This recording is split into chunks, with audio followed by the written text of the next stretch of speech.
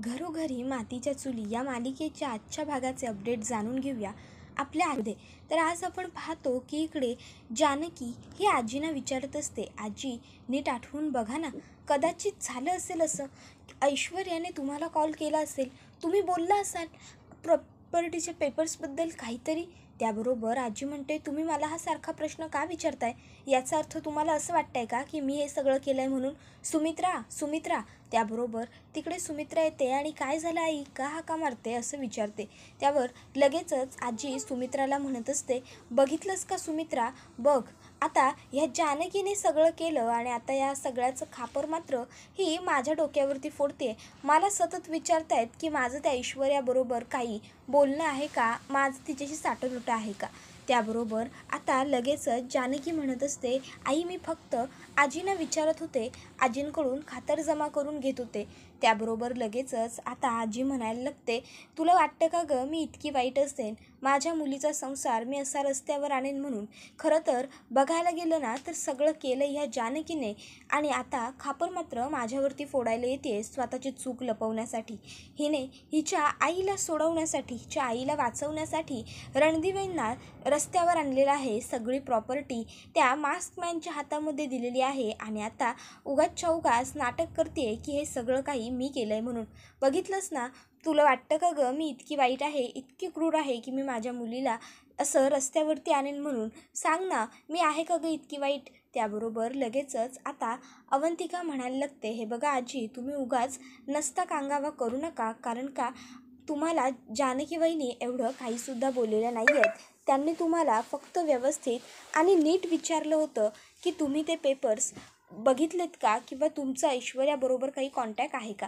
त्याबरोबर लगेचच आता इकडे आजी म्हणते, ओ वकिलीनबाई, तुम्ही तर राहूच द्या, तुम्ही काही बोलू नकाच. त्या जानकीच्या प्रेमाची ना तुम्हा सगळ्यांच्या डोळ्यावरती पट्टी बांधलेली आहे. तुला जर असंच वाटत असेल ना की हे सगळं मी केलं आहे, तर एक काम कर, तू माझा गळा दाब आणि मला मार, हे घे. आणि मग आता असं म्हणत आजी बळजबरीने स्वतःचा गळा आता सुमित्राच्या हातून चेपून घ्यायला लागते. त्याबरोबर सुमित्रा तिचा गळा सोडते आणि म्हणते, काय चालू आहे आई तुझं, का करतेस असं? त्याबरोबर आजी म्हणते, अगं मग काय करू मी, सांग ना तूच मला, बोल काय करू? अगं इथे लोक सगळे माझ्यावरती संशय घेत आहेत, मला आरोप्यासारखं हाताला धरून आणण्यात आलं आणि विचारण्यात आलं आणि इथे माझी पोटची मुलगी, माझी लेक काही बोलत नाही आहे, फक्त गपचूपपणे उभी आहे.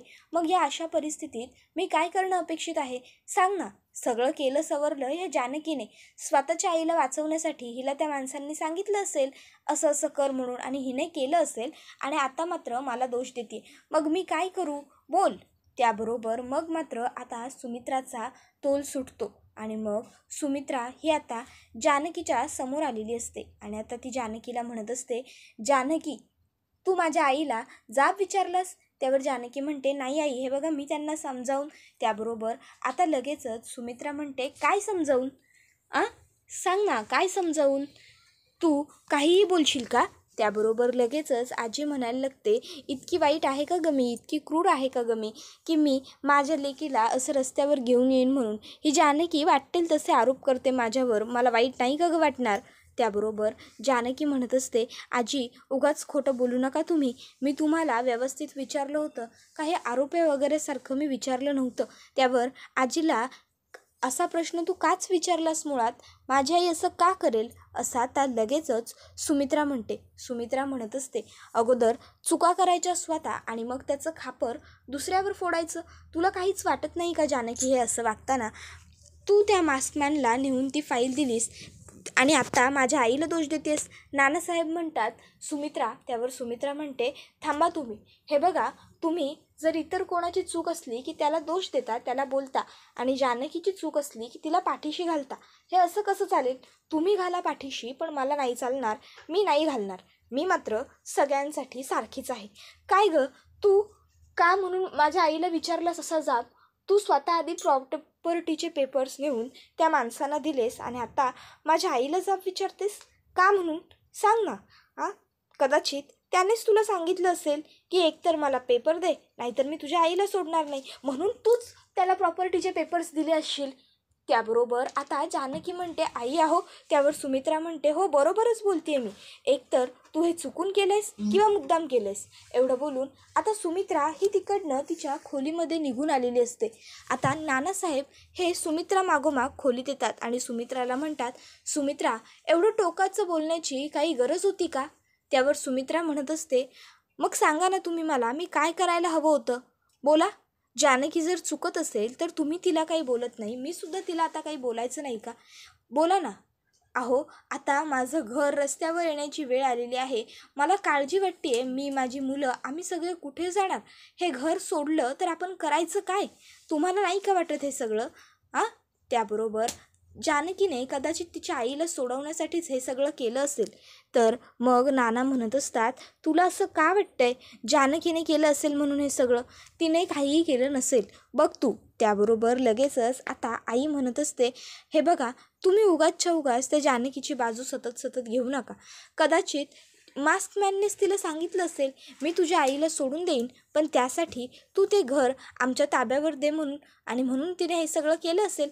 एकतर तिने चुकून ते पेपर्स दिलेले आहेत, नाहीतर मुद्दामून जानकीने ठरवून हे सगळं केलेलं आहे. आणि ते काहीही असो, जिथे चूक आहे तिथे चूक आहेच, समजलं तुला? त्यावर नाना म्हणत असतात की हे बघ तू जरा शांत हो, उगाचच्या उगाच तू जास्त टेन्शन घेऊन काहीतरी बडबड करू नकोस, शांत हो सुमित्रा. आता नाना सुमित्राला शांत करत असतात. तोपर्यंत ऋषिकेश आणि जानकी हे दोघंसुद्धा त्यांच्या खोलीत आलेले असतात.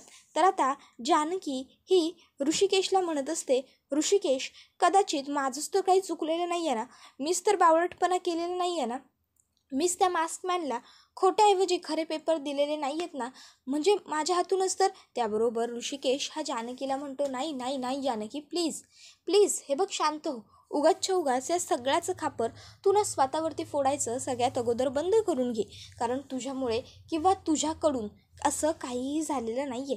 अगं तू पेपर्स द्यायला जाण्या अगोदर मी स्वतः पेपर्स चेक केले होते, ते पेपर्स नकलीच होते. त्याबरोबर जानकी म्हणत असते, अहो ऋषिकेश हे कसं शक्य आहे, मला सांगा ना, मग हे सगळं कसं काय घडलं? बघितलं ना, आईंनी माझ्यावर आता खाली अविश्वास दाखवला. त्याबरोबर आता लगेचच ऋषिकेश म्हणत असतो, अगं हे बघ असं काही नाही आहे, आईचा तुझ्यावर विश्वास आहे, पण मगाशी तिने आजीला प्रोटेस्ट करण्यासाठी हे सगळं केलं. त्याबरोबर लगेचच आता जानकी म्हणत असते, ऋषिकेश तुम्ही जे बोलताय ते तुमचं तुम्हाला तरी पटतंय का हो? सांगा ना. आईंनी आज पुन्हा एकदा माझ्यावरती अविश्वास दाखवला आहे, त्यांना पुन्हा असंच वाटतं आहे की हे सगळं मी केलं आहे म्हणून. त्याबरोबर मला ना खूप टेन्शन येतं आहे असं जानकी म्हणते. ऋषिकेश तिला समजावून सांगतो की हे बघ जानकी, तुला कसलाही विचार करण्याची आणि कसलंही टेन्शन घेण्याची काहीच गरज नाही आहे. हे बघ सगळं व्यवस्थित होणार आहे, तू टेन्शन घेऊ नको. जानकी म्हणते, कोर्ट कचेरी त्यात हे सगळं. त्यावर ऋषिकेश सांगतो, कोर्टचं तर तू टेन्शन अजिबातच घेऊ नको, त्यासाठी आपला सौमित्र आहे ना, तो घेईल बघून सगळं कोर्टचं, तो सांभाळेल, तू काळजी करू नको, तो हँडल करेल ना. त्यावर जानकी म्हणत असते, पण घराचं काय ऋषिकेश? अहो ते ऐश्वर्याने जाणून बुजून केलेलं असणार आहे. त्याबरोबर ऋषिकेश म्हणत असतो, तू काळजी करू नको, आपण काहीतरी मिळून करू. बरं मी आलोच हा जानकी. एवढं बोलून आता ऋषिकेश हा जरा तिकडनं बाहेर येतो. आता जसाच ऋषिकेश बाहेर जातो, ऐश्वर्या ही जानकीच्या फोनवरती फोन करते. आता जानकी विचार करते, ऐश्वर्याचा फोन, तो सुद्धा व्हिडिओ कॉल. जानकी फोन उचलते आणि म्हणते, बोल. त्यावर ऐश्वर्या म्हणते, काय मग कसं वाटलं सांग ना, काय वाटतंय? त्यावर जानकी म्हणते, कसं वाटलं म्हणजे?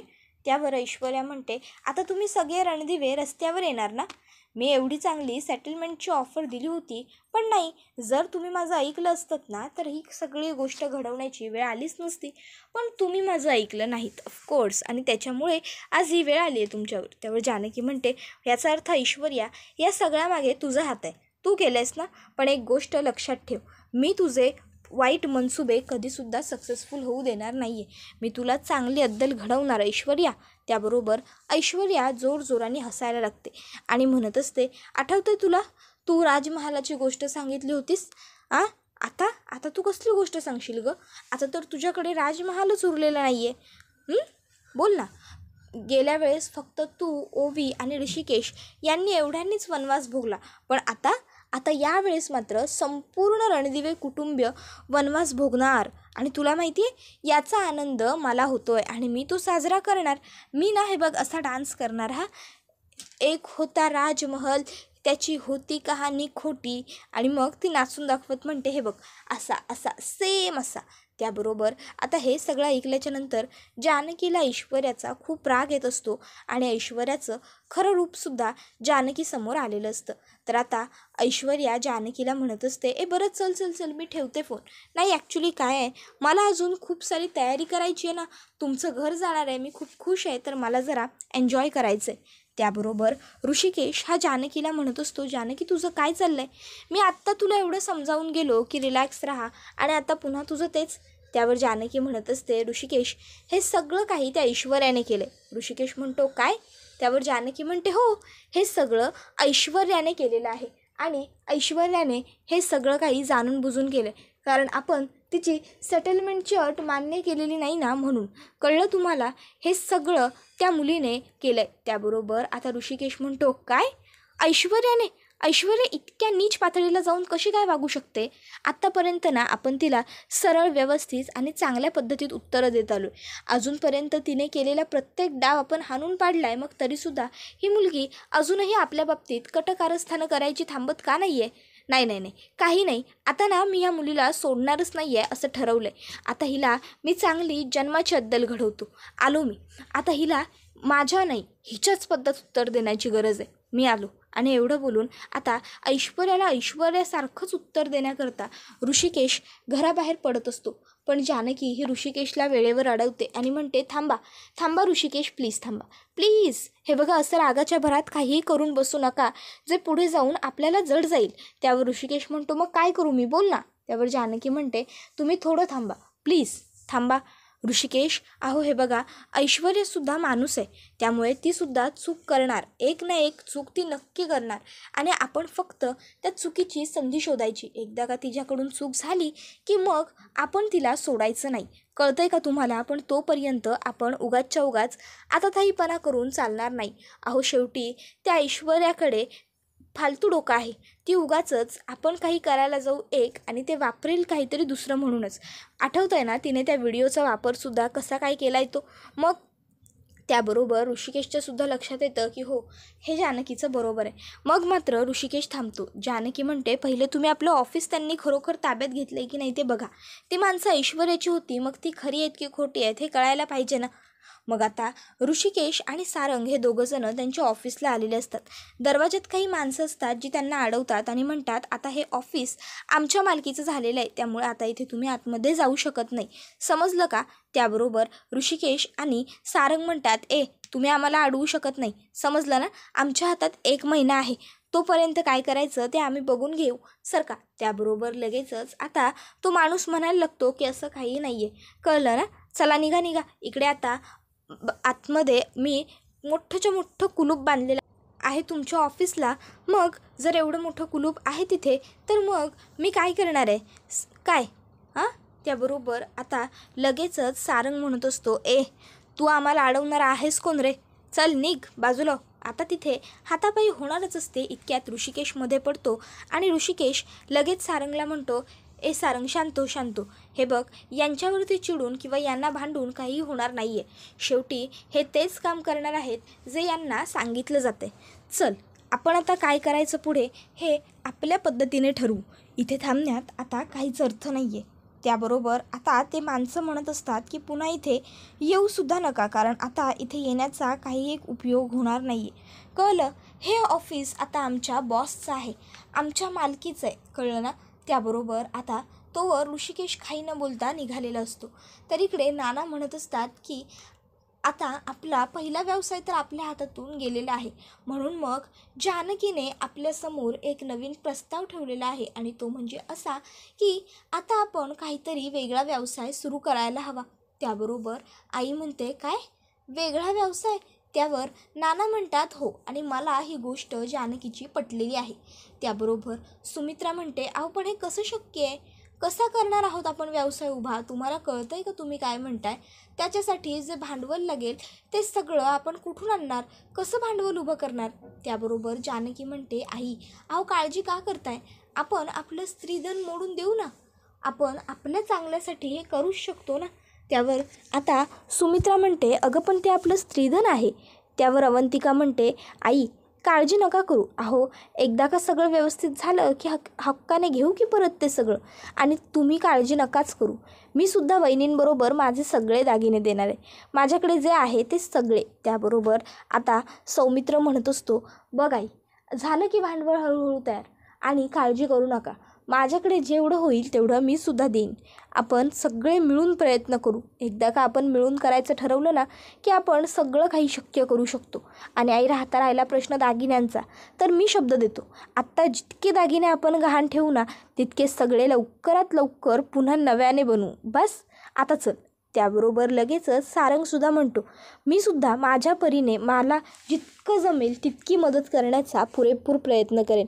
मी सुद्धा माझी कॉन्ट्री देईन. त्याबरोबर लगेचच पुढे ऋषिकेश म्हणतो, हे बघा माझ्याकडून जे होईल जितकं होईल तितकं मी सुद्धा करण्याचा प्रयत्न करेन. मी सुद्धा मला झेपेल तसं करेन. त्याबरोबर जानकी लगेचच म्हणते, बघा आई इथल्या इथे भांडवल उभं राहिलं की नाही, सगळीजणं मिळून जर करत असू ना एखादी गोष्ट तर नक्की यश येईल. आपली एकी हेच आपलं बळ आहे. तर आता इथे हे सगळं बोलणं आजीने ऐकलेलं असतं. मग आता नंतर जेव्हा सगळेजण उठून उभे राहतात त्यावर सौमित्र म्हणतो, नाही व्यवसाय करायचा आहे ठरलं खरं, पण व्यवसायाचा विषय कुठला ठरला आहे? मग आता लगेचच इकडे विषयसुद्धा ठरला आहे हे कळल्यावर सगळे जानकीकडे बघतात. जानकी म्हणते, तुम्हाला सगळ्यांना जर हरकत नसेल तर आपण मसाल्याचा व्यवसाय सुरू करूया का? मग आता सगळ्यांना आवडेलसुद्धा आणि छान सुरुवातही होईल सगळ्याची. म्हणजे माझी ही आयडिया तुम्हा सगळ्यांना पटलेली आहे असं म्हणायला हरकत नाही. त्यावर सगळेच जण होकार दर्शवतात. मग जानकी म्हणत असते, बघितलंत ना आपण सगळे जिथे एकी करून उभे राहतो ना तिथे कितीतली कितीही मोठी अडचण आपण सहज सोडवू शकतो. त्यानंतर आपण पाहतो की सगळे दागिने जानकीने सगळ्यांकडनं गोळा करून घेतलेले असतात आणि आत्ता ते दागिने तिने तिच्या कपाटात ठेवलेले असतात. आणि मग ऋषिकेश जानकी दोघंजणं झोपलेले असताना अचानक जानकीला दरवाजाचा आवाज येतो. जानकी धडपडत उठते, ऋषिकेशला उठवते, पण तोवर मास्कमॅन येतो आणि ते सगळं घेऊन जातो. तर इकडे आता आजीने ऐश्वर्याला फोन केलेला असतो आणि आता आजी तिला सांगत असते की इथे ती जानकी नवीन व्यवसाय सुरू करायचं असं म्हणते. ती नवीन व्यवसाय सुरू करणार आहे लवकरच.